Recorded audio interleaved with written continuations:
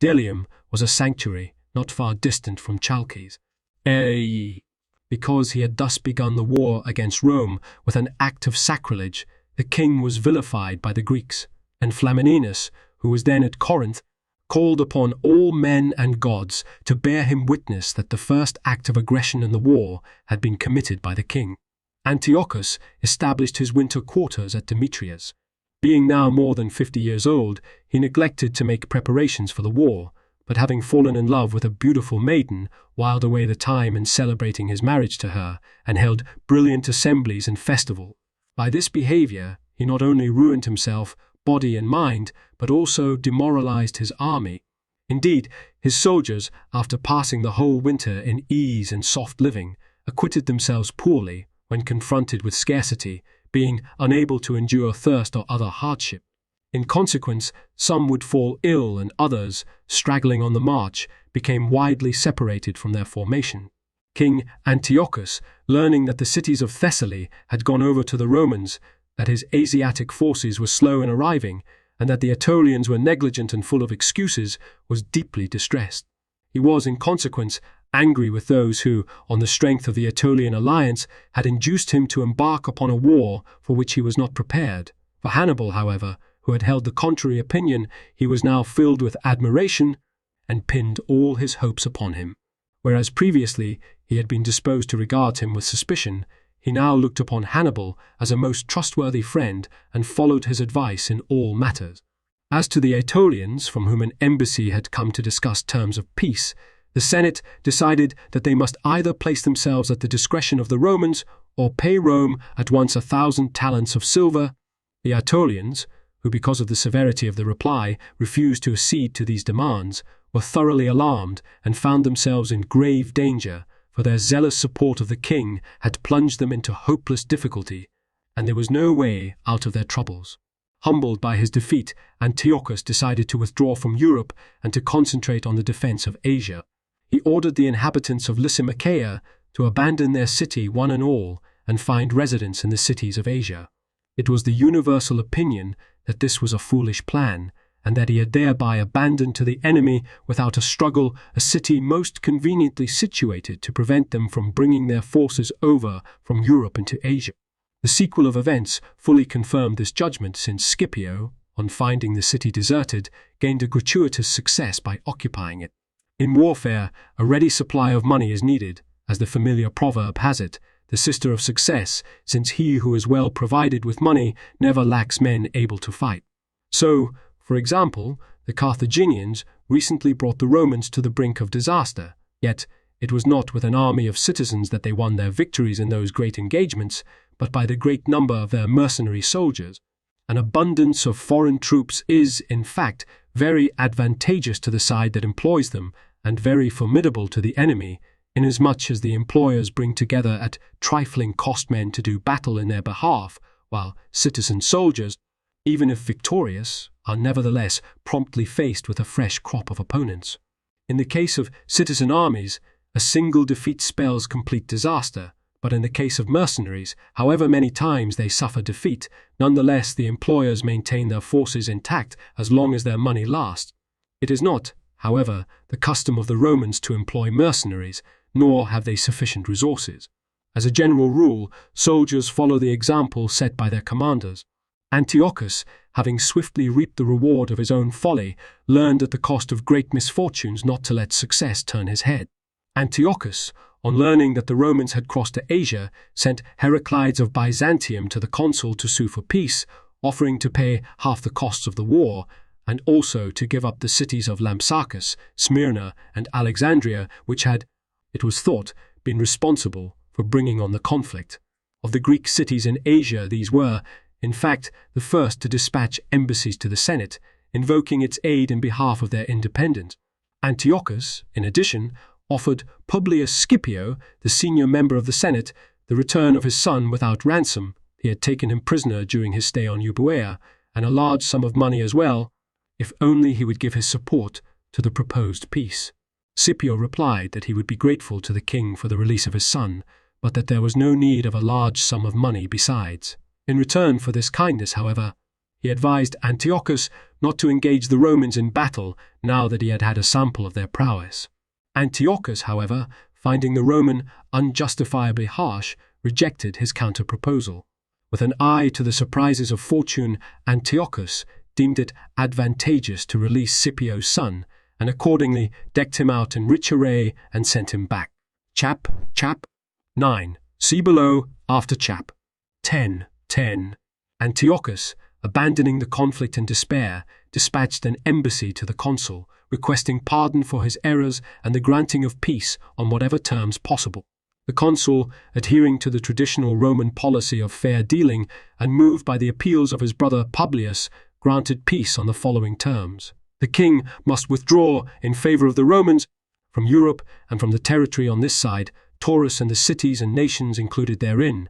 He must surrender his elephants and warships and pay in full the expenses incurred in the war, which were assessed at 5,000 Euboean talents, and he must deliver up Hannibal the Carthaginian, those the Aetolian, and certain others, together with 20 hostages to be designated by the Romans.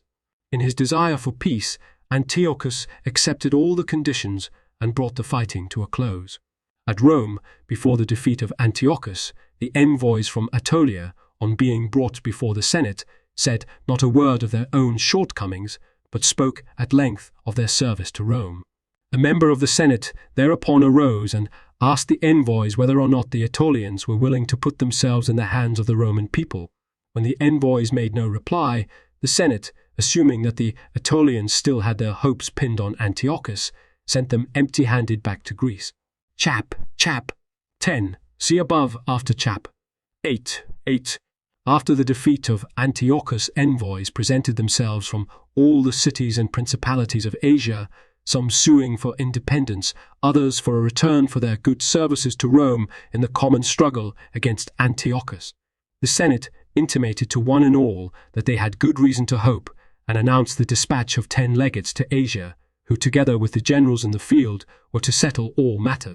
The envoys returned to their homes, and the 10 legates, after first meeting in consultation with Scipio and Aemilius, decided and proclaimed that the territory this side Taurus and the elephants were to belong to Eumenes. Caria and Lycia they added to the domain of Rhodes.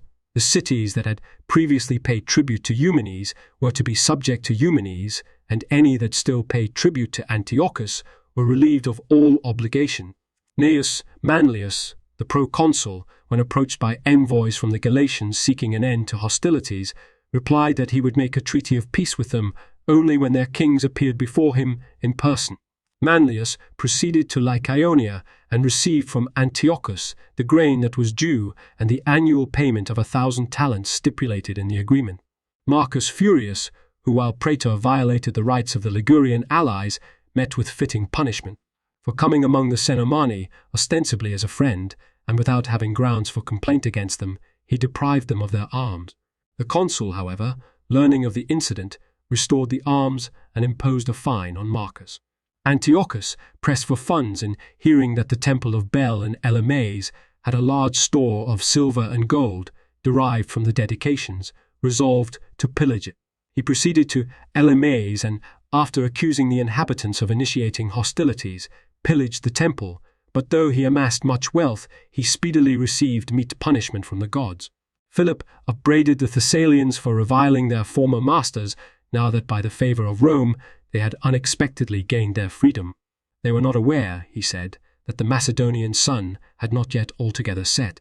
This sally led those who heard it to suspect that Philip intended to make war on Rome, and the commissioners, in a rage, decreed that Philip should be allowed to hold no city save those in Macedonia. As regards Peloponnesian affairs, the Achaean League having convened in General Assembly, the Roman envoys were introduced. They stated that the Senate was displeased at the dismantling of the Lacedaemonian fortifications, an act that the Achaean League had carried out when it gained control of Sparta and enrolled the Lacedaemonians in the League. Next, the envoys of Eumenes were introduced, who brought with them a gift of 20 talents, out of which the king thought payment should be made to the members of the Achaean assembly. The Achaeans, however, rejecting an offer of money as unbecoming, refused to accept the gift. Envoys also came from Seleucus, seeking to renew the alliance that the Achaeans had had with King Antiochus. The assembly renewed the alliance and accepted his gift. Philopoemen, the general of the Achaean League, was a man of outstanding attainments, intellectual, military, and moral alike, and his lifelong political career was irreproachable throughout. Time and again, he was preferred to the office of general, and for 40 years he guided the affairs of state. More than anyone else, he advanced the general welfare of the Achaean Confederacy, for he not only made it his policy to treat the common man kindly, but also, by force of character, won the esteem of the Romans. Yet in the final scene of life, he found fortune unkind. After his death, however, as if by some divine providence, he obtained honors equal to those paid the gods in compensation for the misfortunes that attended his demise. In addition to the decrees in his honor, voted by the Achaeans jointly, his native city set up an altar, instituted an annual sacrifice to him, and appointed hymns and praises of his exploits to be sung by the young men of the city. Hannibal, who stands first among all Carthaginians in strategic skill and in the magnitude of his achievements, never at any time experienced disaffection among his troops. On the contrary, his wise foresight enabled him to maintain in concord and harmony elements that were divided by the wide variety of tongues spoken. Likewise, though it is the common practice of alien troops to desert to the enemy on slight provocation, under his command no one ventured to do this. He always maintained a large army, yet never ran short of money or provisions. Most extraordinary of all, the aliens who served with him did not fall short of the citizens in their affection for him, but even far surpassed them. Naturally, therefore, his good control of his troops produced good results. Engaging in war, the strongest military power in the world, he ravaged Italy for some 17 years and remained undefeated in all his battles. So many and great were the actions in which he defeated the rulers of the world that the casualties inflicted by him prevented anyone from being bold enough ever to face him in open battle. Many were the cities that he captured and put to the torch, and though the peoples of Italy were outstanding in numbers, he made them know a dearth of men. These world-renowned exploits he achieved at public expense, to be sure, yet with forces that were a miscellaneous collection of mercenaries and allies, and though his opponents, by virtue of sharing a common language, were hard to withstand, his personal shrewdness and his capacity as a general gave him success against them. All may read the lesson that the commander is to an army what the mind is to the body and is responsible for its success. Scipio, while still a very young man, handled affairs in Spain surprisingly well and vanquished the Carthaginians, and he rescued his country, which was then in dire jeopardy.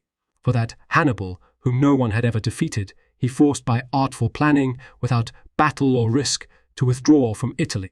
And in the end, by the use of a bold strategy, he overcame the hitherto unconquered Hannibal in pitched battle, and thus brought Carthage to her knee. Because of his great achievements, Scipio wielded more influence than seemed compatible with the dignity of the state.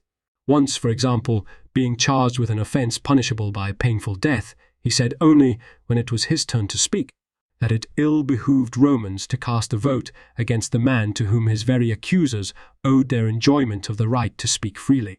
At these words, the whole populace, shamed by the force of his remark, left the meeting at once, and his accuser, deserted and alone, returned home discredited. On another occasion, at a meeting of the Senate, when funds were needed and the quaestor refused to open the treasury, Scipio took over the keys to do it himself, saying that it was thanks to him that the quaestors were in fact able to lock it. On still another occasion, when some in the Senate demanded from him an accounting of the monies he had received to maintain his troops, he acknowledged that he had the account but refused to render it, on the ground that he ought not to be subjected to scrutiny on the same basis as the others. When his accuser pressed the demand, he sent to his brother, had the book brought into the Senate chamber, and after tearing it to bits bade his accuser add up the reckoning from the pieces. Then, turning to the other senators, he asked why they demanded an account of the 3,000 talents that had been expended, but did not demand an account of the 10,500 talents that they were receiving from Antiochus, and did not even consider how they came to be masters, almost in an instant, of Spain, Libya, and Asia too. He said no more, but the authority that went with his plain speaking silenced both his accuser and the rest of the Senate. Chaps. 22, 27. See below, after chap. 29. The city of the Semlatae, a nest of brigands and fugitives, accepted the challenge of Rome. They dispatched envoys to Fulvius, demanding in the name of each of the men who had been killed a cloak, a dagger, and a horse. Failing this, they threatened war to the finish. Fulvius, on encountering the delegation, bade them spare their pains. He would himself proceed against their city and be there before their expedition could set out. Wishing to make good his word, he straightway broke camp and marched against the barbarians, following close on the heels of the envoys. King Ptolemy, being asked by one of his courtiers why he neglected Coele Syria, though it was rightfully his, replied that he was giving good heed to the matter. When the friend continued and asked where he would find sufficient money for the campaign, the king pointed to his friends and said, "There, walking about, are my money bags. Chap. 30. See below, after chap. 27. On the arrival at Rome of the Asiatic princes who had been sent as envoys, Attalus and his entourage received a warm welcome. They were met and escorted into the city in style, presented with rich gifts, and shown every courtesy. These princes were, indeed, steadfast friends of Rome, and since they were in all things submissive to the Senate, and were, moreover, most generous and hospitable to such Romans as visited their kingdom, they were granted the finest possible reception. For their sake, the Senate gave audience to all the envoys, and showing the greatest concern to please Eumenes, returned them a favorable response, announcing that a senatorial commission would be sent out that would settle at all costs the conflict with Pharnace. Leocritus, the general of Pharnaces, by constant assaults at last, forced the mercenaries in Tyre to surrender the city and, under terms of a truce that assured them safe conduct, to leave under escort. These mercenaries, who were now quitting the city in accordance with the agreement, had in times past wronged Pharnaces, and Leocritus, who had orders from Pharnaces to put them all to death, now violated the truce, and on their departure from Tyre set upon them on the way and shot them down one and all with darts. Seleucus, leading an army of considerable size, advanced as if intending to cross the Taurus in support of Pharnaces, but on taking note of the treaty that his father had made with the Romans, the terms of which forbade those who perpetrated this crime and murdered Demetrius did not escape the avenging punishment of divine justice. On the contrary, the men who had fabricated the false accusations and brought them from Rome soon after fell foul of the king and were put to death. Philip himself, for the remainder of his life, was haunted by dreams and by terrors of a guilty conscience because of the impious crime against the noblest of sons.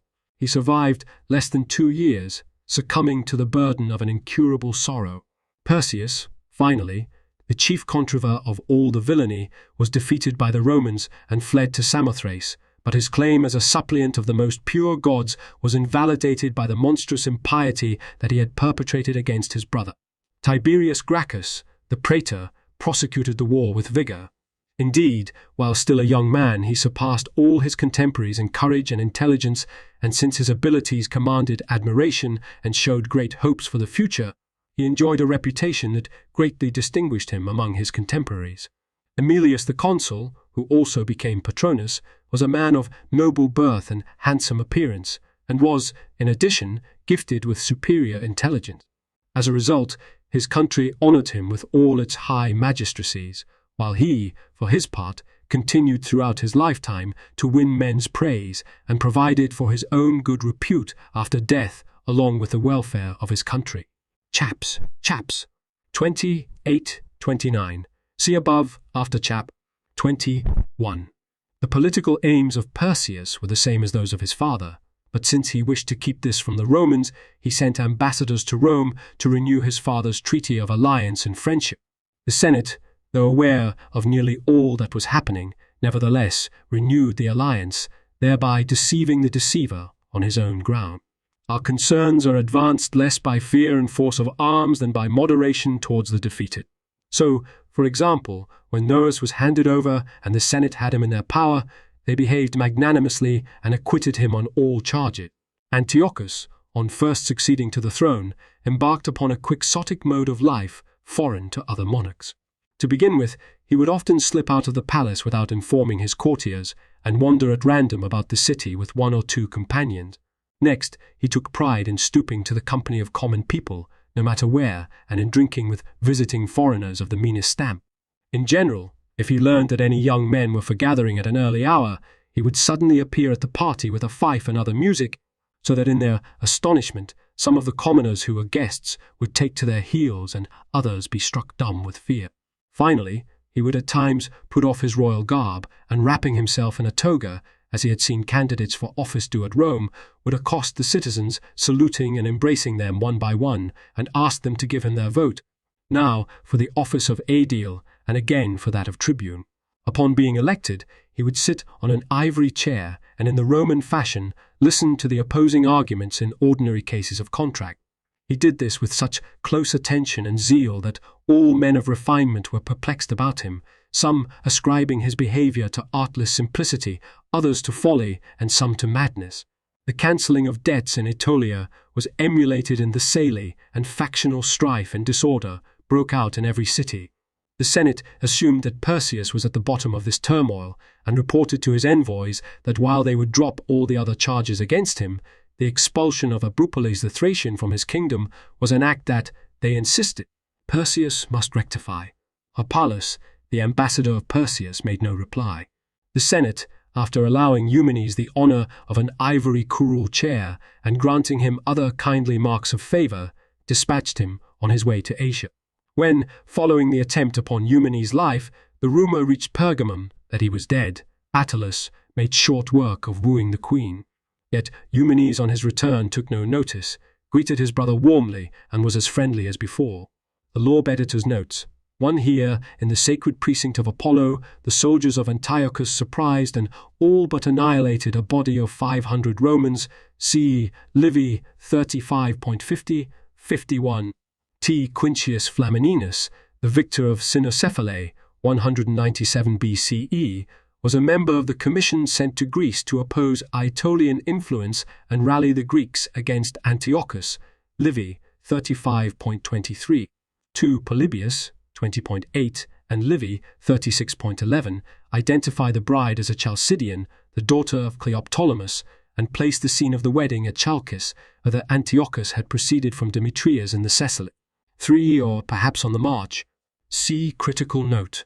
The critical note to the Greek text, kakos apeleton entais aporiais, reads aporiais dindorf, 4 CP. Livy 36.13-15. 5. A formula for unconditional surrender. 6. Despite their earlier inertia and their inadequate support of Antiochus at Thermopylae, April 191 BCE, the Aetolians had offered Rome stubborn and effective opposition throughout the summer. For the embassy, see Polybius 21.2. 7. The naval defeat at Myonisus, September 190 BCE, which cost Antiochus control of the seas. 8. L. Cornelius Scipio was consul for 190 BCE, but his brother Publius Africanus, though officially only legate to Lucius, was in effect in charge of operation. On the abandoning of Lysimachia, see Livy 37.31.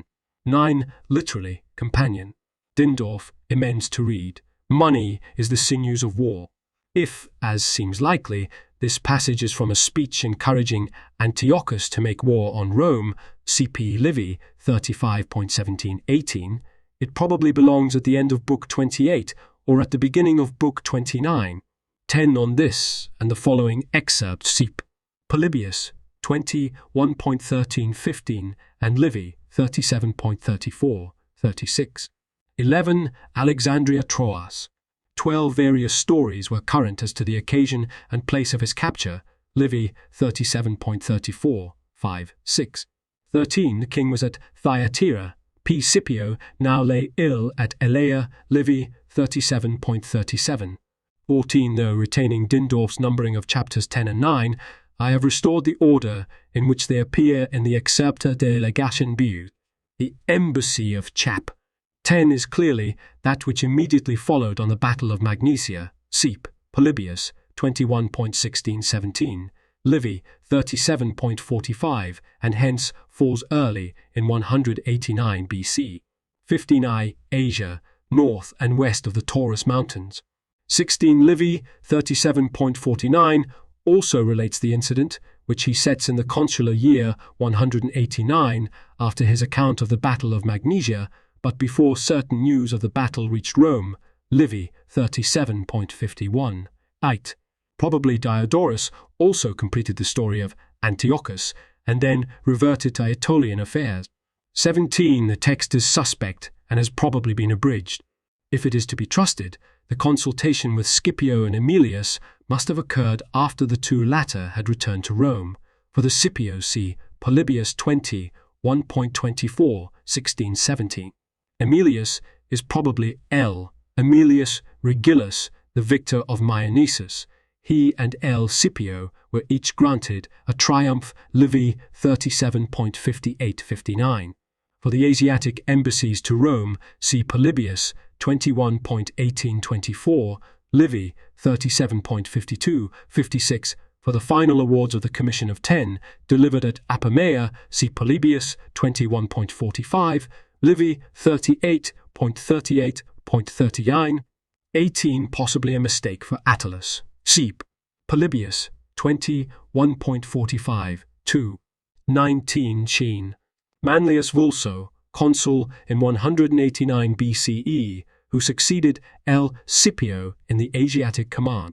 On his settlement with the Galatians, see Livy 38.40, C.P. Paul, Polybius 21.45, 12. A20. Sheen. Manlius had already received 2,500 talents payable in advance of the peace. Polybius 21.40, Livy 38.37.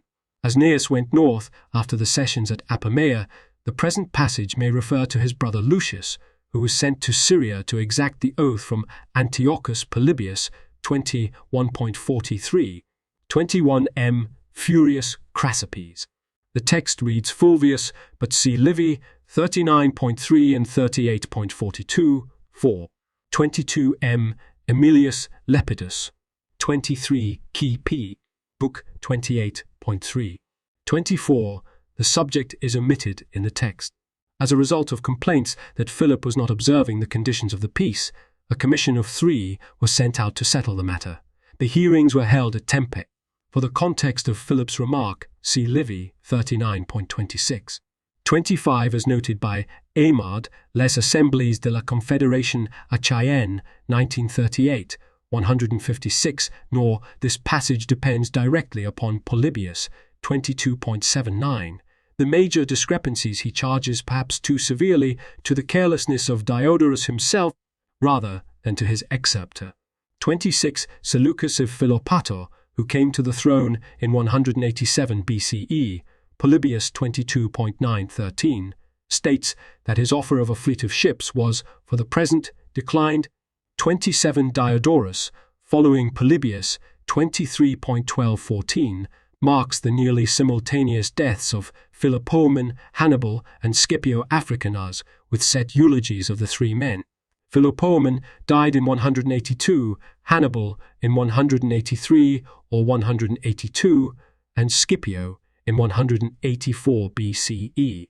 28. The actual decree of Megalopolis ordaining these honours is in part preserved, see critical note. The critical note to a word of the Greek text gives as a reference. Dittenberger, Syllogia 3, 624. 29. To this point, the text seems to be the work of the excerptor, and we cannot therefore be certain that the criticism of Scipio was part of the original. 30. Polybius 23.14 says 15,000 talents, i.e., the total amount of the war indemnity.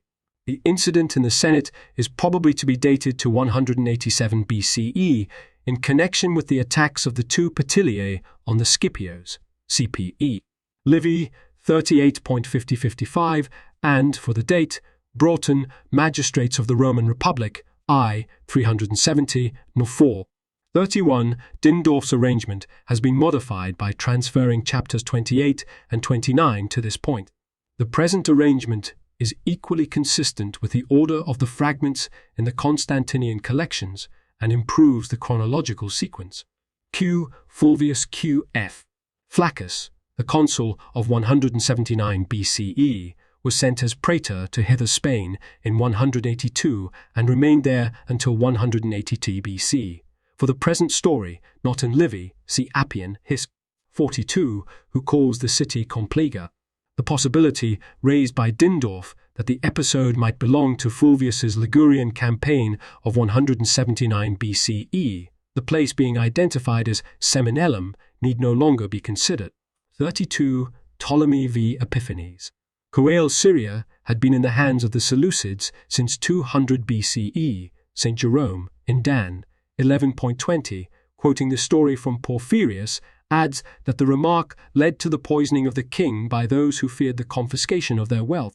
33. Attalus, who was to succeed his older brother Eumenes, i.e. on the throne of Pergamum, in 160-59 BCE, was accompanied on this visit by his younger brothers Polybius, 24.5. The war between Pergamum and Pharnaces of Pontus raged from 183 to 179 BCE. 34. This town on the Black Sea, recently wrested by Pergamum from Bithynia, was the original home of the Attalids. The precise date of the incident recorded here is uncertain. 35. Possibly in return for a promise of 500 talents. CP. Polybius, Frere. Int. 96. Butner Wobst. 36. Apelles and Philocles. See Livy 40.20, 23, 54, 55. Philip died in 179 BCE. 37. The great gods of the Samothracian mysteries, similar to and often identified with the Cabiri. Perseus sought refuge on the island in 168 BCE after Pydna. 38. Against the Celtiberians in hither Spain. Gracchus, the father of the famous tribunes, was praetor in 180 and propraetor in 179 BCE, succeeding Q. Fulvius Flaccus, see note to chap. 28, in the Spanish command. 39. Probably M. Aemilius Lepidus, who became Pontifex Maximus in 180 and censor in 179 BC, and whose personal beauty is noted also by Polybius 16.34.6. A family legend, Seep. Tutoreg is, on a denarius of c. 67 BCE, and Justin 30.334 Vale. Max 6.61 Tac. An 2.67 arose that he acted as guardian of a child Ptolemy, identified by Justin as Epiphanes in 200 BCE. Our text, where in any case a genitive is lacking after patron, may refer to this story. 40. Diodorus follows Polybius 22.18 in ascribing to Philip the policy that led to the Third Macedonian War. On the embassy to Rome, see Livy 40.58. 41. By Antiochus i.e. see above chap. 10. 42. Antiochus of Epiphanes, who seized the throne in 175 BC. The character sketch is taken from Polybius 26.1 and Warner, CP. Also below, Book 31.16. 43. On the significance of the Abropolis incident, see Polybius 22.18. 44. For Eumenes' denunciation of Perseus before the Senate, see Livy 42.11-14. 45. At Delphi, on his return journey from Rome, see Livy 42.15-16. The previous next to images with borders lead to more information.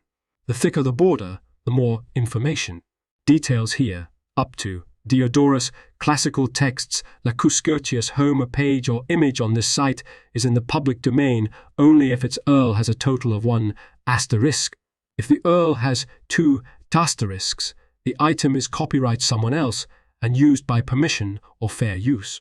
If the URL has none, the item is C. Bill Thayer. See my copyright page for details and contact information. Page updated 10D16.